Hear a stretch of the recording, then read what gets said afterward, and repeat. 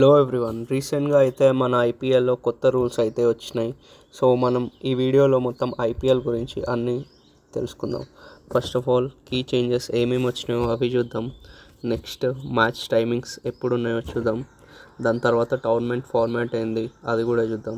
Next IPL schedule గురించి చూద్దాం. దాని తర్వాత ఎలా చూడాలి, ఎక్కడ వాచ్ చేయాలి, తర్వాత ఎవరెవరు మేజర్ ప్లేయర్స్ మిస్సింగ్ ఉన్నారు ఐపీఎల్ 2025లో అది చూద్దాం. Now let's start with the key changes. అసలు ఐపీఎల్ 2025లో చేంజెస్ ఏమేమి వచ్చినాయో అవి చూద్దాం. First of all key changes వచ్చి సలైవా బ్యాన్ లిఫ్టెడ్.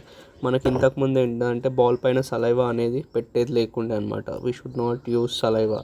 కానీ ఇప్పుడైతే ఆ బ్యాన్ లిఫ్ట్ అయిందనమాట. సో మెయిన్గా బౌలర్స్ ఎవరైతే ఉంటారో వాళ్ళు సలైవాని షైన్ చేయడానికి యూజ్ చేయొచ్చు. సో ఇది ఎందుకు అంటే సలైవాని యూజ్ చేయాలంటే స్వింగ్ మంచిగా అవుతుంది, ఇంకా కంట్రోల్ కూడా ఉంటుంది. సో అందుకోసం సలైవా బ్యాన్ అనేది లిఫ్ట్ చేసినారు అనమాట. సో ఇంకా నెక్స్ట్ వచ్చేసి సెకండ్ న్యూ బాల్ రూల్. ఇదైతే ఒక కొత్త రూల్ అనమాట. సెకండ్ న్యూ బాల్ రూల్ అనేది ఇదేంటంటే ఈవినింగ్ మ్యాచెస్కి ఒక్కటే అప్లై అవుతుంది. మన మార్నింగ్ మ్యాచెస్కి సెకండ్ న్యూ బాల్ రూల్ అనేది అప్లికబుల్ కాదు. సో ఈ సెకండ్ న్యూ బాల్ రూల్ అంటే ఏంటంటే మనము ఇప్పుడైతే 10th ఓవర్ తర్వాత డ్యూ ఉంటుంది కదా, డ్యూ పడ్డప్పుడు బాల్ తిరగకుండా కొంచెం ఇబ్బంది పెడుతుంటుంది. సో దాని గురించి మనకు ఎప్పుడైతే 10th ఓవర్ దాటుతుందో దాని తర్వాత 11th ఓవర్ నుంచి సెకండ్ ఒక కొత్త బాల్ని తీసుకురావచ్చు అనమాట. సో దీనివల్ల ఏమవుతుందంటే ఫస్ట్ ఆడిన వాళ్ళకు సెకండ్ ఆడిన వాళ్ళకు ఇబ్బంది లేకుండా ఉంటుంది. ఎందుకంటే సెకండ్ బౌలింగ్ వేసే వాళ్ళకు నైట్ ఉంటారు కదా, సో వాళ్ళకి ఇబ్బంది అవుతుంది. సో అందుకే సెకండ్ న్యూ బాల్ రూల్ అనేది ఒక కొత్త రూల్ అనేది వచ్చిందనమాట. నెక్స్ట్ మన దగ్గర డిఆర్ఎస్ అనమాట. సో ఇన్ని రోజులు వైట్స్కి డిఆర్ఎస్ అనేది తీసుకునేది లేకుండే, బట్ మన కొత్త రూల్ వచ్చింది. ఏంటంటే ప్లేయర్స్ ఒకవేళ వాళ్ళకి డౌట్ వచ్చింది, సో వైడ్ బాల్ అయ్యిందా లేదా అనేది డెసిషన్ని ఛాలెంజ్ చేసి రివ్యూ తీసుకోవచ్చు అనమాట. సో దీనివల్ల ఏమవుతుందంటే మోర్ అక్యురేట్ డెసిషన్స్ అనేది తీసుకురావచ్చు. మ్యాచెస్ విన్నింగ్లో కూడా డెసిషన్ కీ రోల్ ప్లే చేస్తుంది. నెక్స్ట్ ఇంపాక్ట్ ప్లేయర్ రూల్ అంటే ఏంటంటే ఫస్ట్ నువ్వు అంటే 11 మెంబర్స్ ఆడతారు కదా బ్యాటింగ్లో. సో మీరు బౌలింగ్ వేసేటప్పుడు ఎవరైనా కూర్చోబెట్టి ఇంకో ఆయనను ఆడిపించచ్చు అనమాట.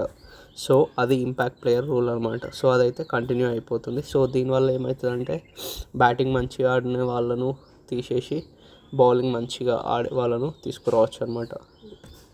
ఓకే, నెక్స్ట్ కీ చేంజెస్ అయితే చూసినాం. దాని తర్వాత మనకు మ్యాచ్ టైమింగ్ వచ్చేసి ఈవినింగ్ మ్యాచెస్ 7:30 PM నుంచి స్టార్ట్. డే మ్యాచెస్ ఎప్పుడైతే అంటే 3:30 PM నుంచి స్టార్ట్ అవుతాయి అనమాట.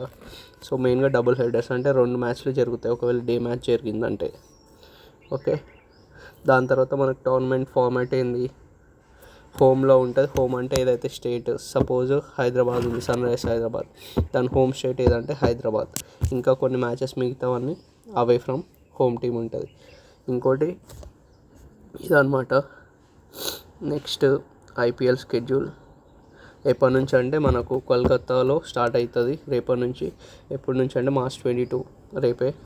ఓకే, ఫైనల్ మ్యాచ్ వచ్చి May 25th, 2025. ఆ రోజైన ప్రిలిమ్స్ ఎగ్జామినేషన్ కూడా ఉంది.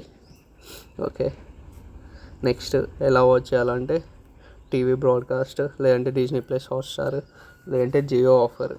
ఓకే, దానిలో చూడొచ్చు. నెక్స్ట్ మన మేజర్ ప్లేయర్స్ ఎవరెవరు మిస్సింగ్ ఉన్నారంటే జస్ప్రీత్ బుమ్రా, ఎందుకంటే తనకు ఇంజూర్డ్ అయింది. సో దాని ద్వారా మిస్సింగ్ అవుతుండు. ఇంకా హ్యారీ బ్రూక్ కూడా మిస్ అవుతుండు అనమాట. సో ఇదన్నమాట. If you like the video please అందరికీ షేర్ చేయండి, ఛానల్ని కూడా సబ్స్క్రైబ్ చేయండి. బై.